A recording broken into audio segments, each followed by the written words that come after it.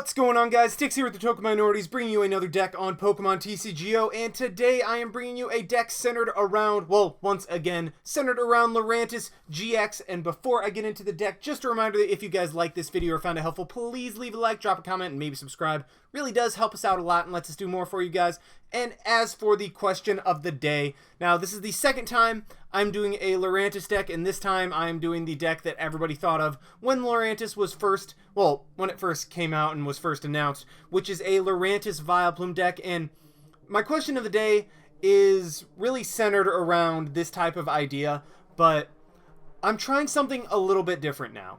Usually when I have two different versions of a deck that are very similar, I try to do them all in one deck video and just be like, okay, I'm going to use this version of the deck, then I'm going to use that version of the deck, and just show you guys like one good match or one or two matches with both of the decks. However, with this Lurantis Vileplume deck, I'm going to try something a little bit different. Now, this deck is obviously just straight Lurantis Vileplume with tech cards added around it to be able to get out Lurantis and Vileplume as soon as possible. The other version I'm going to do with this deck is still Lurantis Vileplume, but I'm also going to put a line of evolutions in there as well. So they're still basically the same deck, just with a couple little different tech cards. I believe there's a total of I think there's a total of like 6 cards that are different between the two decks. So, I mean, again, very, very similar. But instead of just doing one video where I show off both decks, I'm going to give each version of the deck its own video just to try it out, see what you guys think, see if you guys like it. So obviously you can't let me know if you like it after this video because this is the first one of the two that's going to be going up. But after the second one comes out, if you guys could let me know what you guys think. But that is not the question of the day. The question of the day is, which version do you guys think will be better? Do you think it'll be the straight Lurantis Vileplume where the entire deck is just centered around getting Lurantis and getting Vileplume set up as quickly as possible? Or do you think that the evolution tech cards will help this deck and give it, I guess, a boost in certain matchups, which is enough to make it the better deck of the two? So yeah, let me know what your guys' predictions are. I will obviously play and record with both, and I will let you know which version I think is better at the end of the second video, which will be around the Lurantis Evolutions deck. But anyway, on to this deck. Like I said, centered around just straight up Lurantis Vileplume, getting that out as quickly as possible. Lurantis, I've already gone over this card, but for those of you who did not watch the Lurantis toolbox, that is fine. You probably clicked because you were looking for a Lurantis Vileplume deck, and well, here you go. This is just a straight up Lurantis Vileplume with the main attacker and basically only attacker being Lurantis, 210 HP, which is actually pretty nice. Sets it up, well, it avoids certain knockouts. I mean, 210 is just always better than 200 because, you know, 10 extra HP. And then the attacks, 1 energy for 40, that's actually pretty solid in itself, but the effect of the attack, attach 2 basic energy cards from your discard pile to your Pokemon in any way you like. That is phenomenal and actually has amazing synergy in a Vileplume deck. So really what a Vileplume deck does is it takes a turn 1 Vileplume and you try to get it set up as quickly as possible, so therefore you're milling through a ton of cards in your deck and you end your first turn with like 20 cards. Most of the time you end up with having gone through about 2/3 of your deck. So a lot of energy will be milled in that process. Well, Flower Supply lets you get that right back. And then the other attack, Solar Blade, 3 energy for 120 and heal 30 damage from this Pokemon. That's actually amazing because if your opponent gets item locked, odds are they're not going to be able to set up the way they want to one-shot Lurantis. Therefore, they'll have to just hit a couple times to knock it out. Well, first of all, Solar Blade 120 does enough to knock out, to 2-hit KO almost everything save for the 250 HP GXs. I mean, that's amazing in itself. But the heal 30 damage from this Pokemon is just even better because it gives Lurantis longevity that you usually don't get in item lock decks. Usually you just go all out with your attackers and just like, okay, I item locked you and now I'm just going to try to attack you to win. Well, Lurantis also gives itself some built-in longevity with Solar Blade. And finally, the GX attack, Lurantis GX, 50 damage times the number of grass energy attached to this Pokemon. Basically, you just load up Lurantis, like, well, my opponent finally got an attacker up. That thing's a problem. I'm just going to get rid of it with my Lurantis GX. And also, what's kind of cool, power up a Lurantis on the bench with your active Lurantis' flower supply. So really just all around great synergy with Lurantis and Lurantis. And then, of course, the second part of this strategy, Vileplume with the irritating pollen. Each player can't play item cards from his or her hand. This thing has been around since Ancient Origins. You guys know what it does. As for the rest of the Pokemon that we are obviously running a couple Shaymin, just draw support, and also with this deck, you're milling through, so you want to just go through as many cards as possible. Shaymin lets you draw cards without having to use your supporter for the turn, so that is very, very handy. Running one copy of Celebi, I was about to say Celebi GX, but no, this is just Celebi. Oh, by the way, the Vileplume through Oddish, the Oddish through Vileplume line, running a 2-3-3. Now, this was something that I normally don't run. I normally run like a 3-3-2 or a 3-2-2 or something like that. However, I came across this line in an article on PokeBeach. For the life of me, I couldn't find it when I tried to look it up again, so if anybody can find it, please let me know in the comment section below, because I want to give credit where credit is due. But this line is actually pretty amazing, because you're almost always going to be searching for the Oddish. Like, you're going to use a Level Ball or an Ultra Ball to search out the Oddish. The Gloom and the Vileplume are the ones that are generally needed to be in higher supply, because you normally want to draw into them or be able to Ultra Ball for them later after you discard them and whatnot. So those guys are the ones you want to be in a little bit higher supply to have more options of getting them out. So running a 2 Oddish, which you're going to be searching for generally anyway with Level Ball and Ultra Ball, and then 3 Gloom, 3 Vileplume, gives you more discarding options, but also gives you more ways of getting these guys out and searching them, because you can have one in the deck, one in your hand, and then one in the discard pile. So there's just 3 different ways that you can have those guys, and it works out really, really well, so I recommend you guys trying it. But what that article also mentioned was Celebi, using the promo Celebi in this deck as well, because Lurantis, while it hits for some solid damage, its attacks just seem to be 10 damage short. Like Flower Supply, if it was 50, that would change a lot of things. If Solar Blade was 130, that would change a lot. However, 40 and 120 only does 160, and a lot of cases magic numbers are 170, 130, that type of thing. So having Celebi be able to Sparkle Motion, just put 1 damage counter on each of your opponent's Pokemon, sets up those different knockouts, and is really, really great in this deck. Also, one cool thing, the Leap Through Time is always nice, because it's just like, oh, you knocked out my Celebi? Well, there's a 50% chance that you won't get a prize from it. So just a really, really cool tech card in this deck. I really do like it, so I'd recommend trying it out. And then one thing I'm very, very iffy about is my Shiinotic line. I love Shiinotic because Illuminate, once during your turn, you may search your deck for a grass Pokemon, reveal it, and put it in your hand. That's very, very powerful. Just being able to search a Shiinotic, which automatically searches something else, and this way you can just play down a Shiinotic early in your turn. That way later in your turn you're like, well, I need a Gloom or I need a Vileplume in order to complete my item lock. Shiinotic can just be like, hey bro, I got you, and just search it out. So I like it, but I'm very, very torn, because it does kind of clunk things up and can be, well, and if you get one of those guys prized, you don't really want to run a 2-2, because that would clog things up a lot more. However, 1-1 leaves one of them prized occasionally, so I'm very, very torn about whether or not I like this. Odds are I'm going to cut it, and also in my Evolutions version, I did cut it. But that's up to you. I just wanted to put that in there to show you guys that that is an option and is something that is actually pretty cool in a lot of matchups. But yeah, that is the Pokemon line. As for the items, you're not running a lot because you're focusing on a turn 1 item lock. 4 Trainers Mail and 4 Acro Bike. Those things are literally just to mill through your deck and get other cards that can help with the milling, help with the searching, all of that. That is the sole purpose of those guys, and also to help get energy cards in the discard pile or Pokemon for Revitalizer, that type of thing. 1 Level Ball to search out a Fomantis or an Oddish or a Morelull, not a Shiinotic. Shiinotic has 100 HP. But basically, Level Ball just has a lot of different options in this deck, but you don't want to run too many, because you're going to be drawing into a bunch of Pokemon. You're going to be able to Ultra Ball for others that you need. But Level Ball is still nice, just in certain cases. one Revitalizer to be able to just be like, you know what, I'm just going to discard my Gloom and Vileplume and then be able to just get those things right back into my hand later in my turn if I don't have a Forest of Giant Plants at the time. Just very nice for being able to discard stuff and then get it right back later. Trainers Mail already went over. 4 Ultra Ball guaranteed gets what we want when we want. 4 Forest of Giant Plants, you want to run the absolute max number of those because you want to evolve everything turn 1. You want to get that turn 1 item lock and get going. So yeah, 4 Forest of Giant Plants.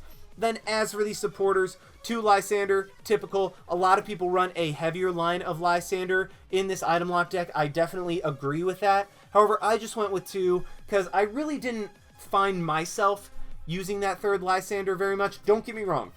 3 Lysandre in this deck is awesome, and I recommend you trying that out before you settle on 2. However, 2 is just a personal choice for me.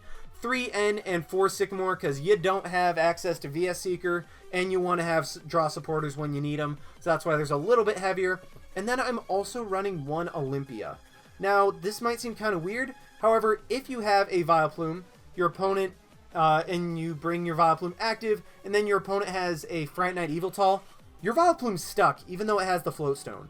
Olympia allows you to get out of dodge and just be like, okay, I'm out of there. I'm safe. Whatever was Lysandre active to try to stall is now out of there, so that's why I have Olympia in there. That's just an option I really, really like in this deck.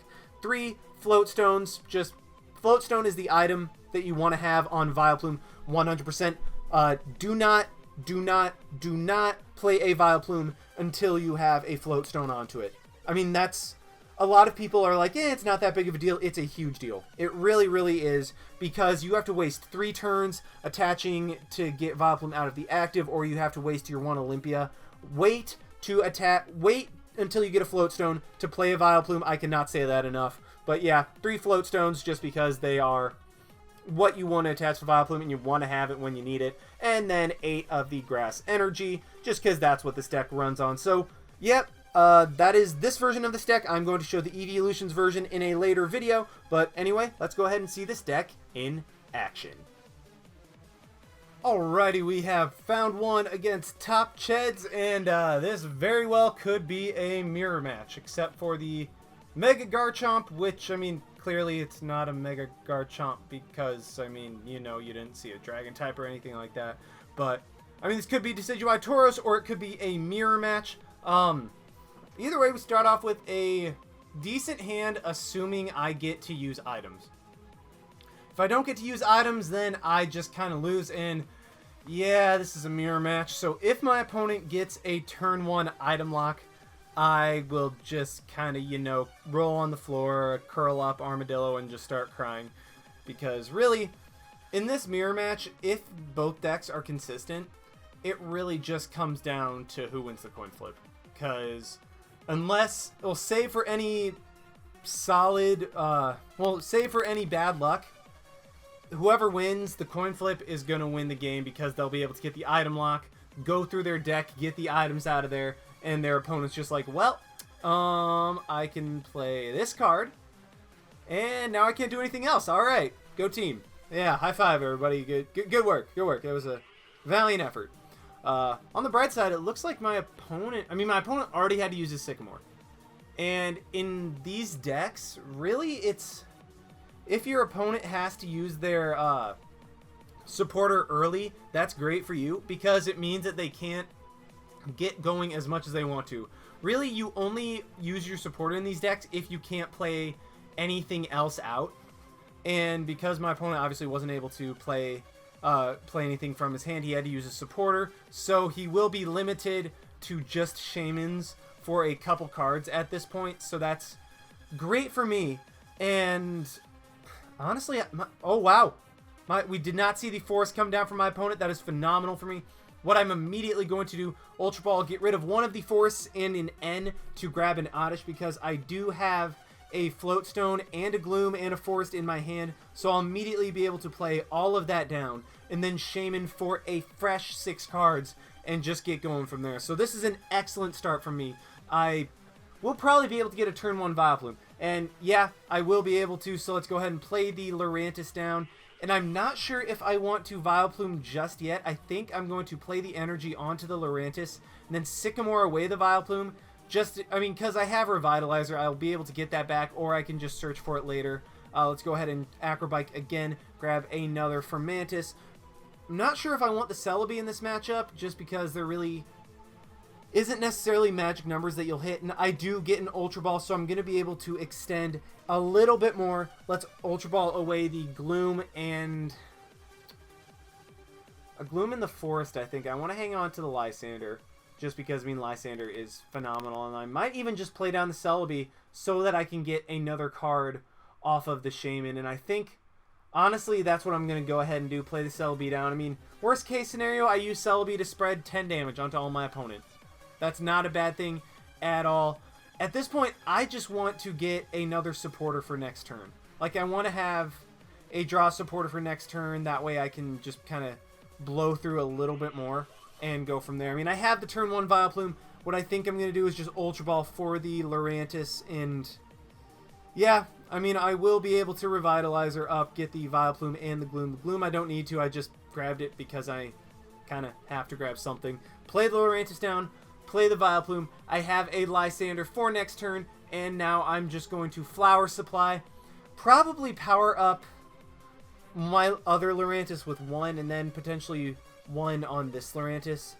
Yeah, just so I will have a knockout on the Shaymin next turn, should I choose to go for that. So I think that's going to be the play. My opponent is locked out of items. They do get a Fomantis. So what I might do instead of knocking out the Shaymin is I might just Lysandre up the Lurantis-GX and try to hit it with a Flower Supply, because Chlorocythe will only be able to knock us out if we have 4 energy. And unfortunately, I don't draw into my Lysandre, so I will probably just take the knockout on the Oddish this turn while powering up a little bit more energy. But yeah, for now, just going to play the energy onto this Lurantis. I can Flower Supply this turn for the knockout, and then I'm just going to Sycamore because the rest of my hand is stuff that I don't want to see right now. And alright, actually get some good stuff for next turn. Going to Flower Supply, take the knockout on the Oddish, and then I'm actually going to put both of these energy onto my active Lurantis because of Chlorocythe being able to one-shot my opponent's Lurantis next turn, and because my opponent does not have access to items, even if he did, his Lurantis would not be able to one-shot me with whatever attack he goes for. And this way, even if my opponent does try to power it up in the background, I will be able to knock it out next turn with my Chlorocythe GX, and I think that's exactly what my opponent is going for. He's trying to power up his Lurantis, get 5 energy on it. That way, once my Lurantis takes enough damage, puts enough damage onto my opponent, he will be able to knock out my Lurantis, and then hopefully, I think that's what he's hoping for, is he'll be able to just plow through my team from there. But I do have the Lysandre. I'm going to go for the Chlorocythe GX, one-shot my opponent's Lurantis, and from this point, I will be able to one-shot everything else my opponent has. Shaymins are going to be going down in 1 hit, that Oddish is going to be going down in 1 hit, and I am just in such... I win this game. I really don't think there's any way that I didn't win this game. Obviously I win it now because my opponent forfeited, but I think even in the board position, if my opponent played it out, I think that there was little to nothing he could do, except maybe just constantly Lysandre. If he runs 3 or 4 Lysandres, is try to constantly Lysandre in Shaymin, get them to just have to attach and retreat, and eventually maybe run me out of energy. But either way, do take that first game very convincingly. My deck was clearly the superior in the mirror match. Actually, that's not necessarily the case. I just drew better off my opening hand. But yeah, that was an awesome first game. Let's go ahead and try to find another one with this deck. Alrighty, we have found another one against Adelaide with, looks like the, the Umbreon GX Evolutions deck. We do lose the coin flip, so we're going second again. That sucks. Because, the power of this deck is being able to get the turn 1 item lock, which we won't be able to... Well, we still might be able to get it, but just in this case, we won't be able to get it before my opponent's able to play anything out, and... Oh, no. We see the Mew. This looks like... Oh, boy. This looks like a Mew Toolbox deck with, the Glaceon and Jolteon. I mean, Glaceon is going to be ridiculously difficult for this deck to deal with. Oh boy. Yeah, Hoopa just, I mean, Hoopa just confirms it. He's gonna grab probably Glaceon, Shaymin, and then maybe even another Glaceon, but as soon as Glaceon comes into play, I need to take that thing out ASAP. Otherwise, I am just going to kind of lose. And yep, there we see it right there. Oh boy. So, crap. My opponent's even getting a very explosive start. So, I mean, had I been able to lock him out of items, then I probably would have just won the game. But one turn of items is all my opponent needs. And if I can't draw well off of this, well, potential Shaymin, then I'll be in a pretty bad position. But let's see, my opponent does just Ultra Ball for probably another Shaymin, let's be real. Or if he has another Hoopa, he'll probably just go for a Hoopa to get even more Shaymins out. And Xerneas, what the heck? That's random. I mean, if you run that many types, might as well. And yeah, we see the power up the Glaceon. Ah, crap. So this is going downhill very fast. I mean, just had I gotten that turn 1 item lock, all of this would pretty much just be nullified. I mean, my opponent would still have the N, but he wouldn't be able to play out any of his plays at all. I mean, granted, okay, he does get me into a much, much nicer hand. I'm okay with this. But still, not what you want.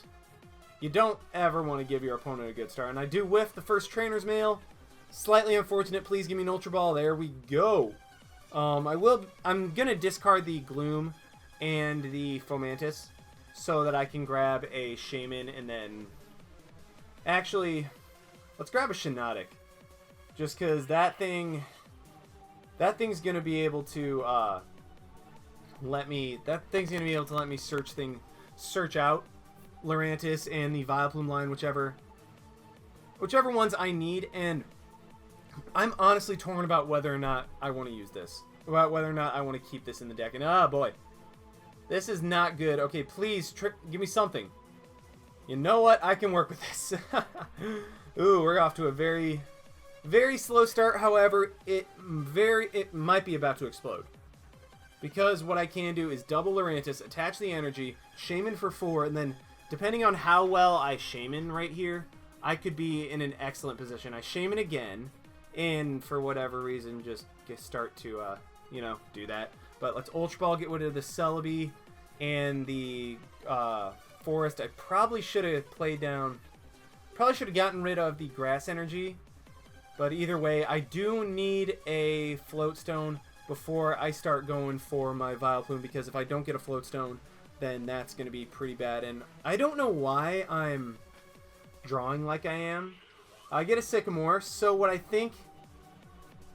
Honestly, I think I have to give my opponent another turn. I have to give my opponent another turn of items. I am just going to Flower Supply. I could have gone for the Shiinotic to grab something else that I wanted to discard next turn, but I decided against it. Just, okay, we see the Float Stone as well and the Xerneas. And this is bad. If my opponent gets a DCE, gets another energy onto the Glaceon, and this is very problematic.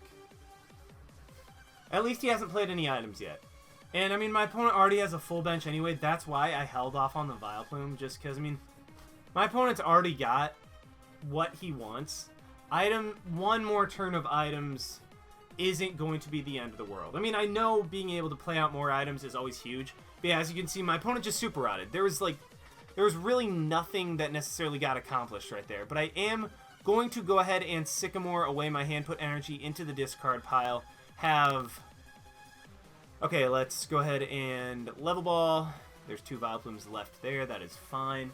Let's Ultra Ball away the Fomantis and the Lurantis, I think. Yeah, to grab a Vileplume. Because I can always Shiinotic for my other Lurantis later in the game if I need it. And then Trainers Mail. Or not Trainers Mail, Acro Bike.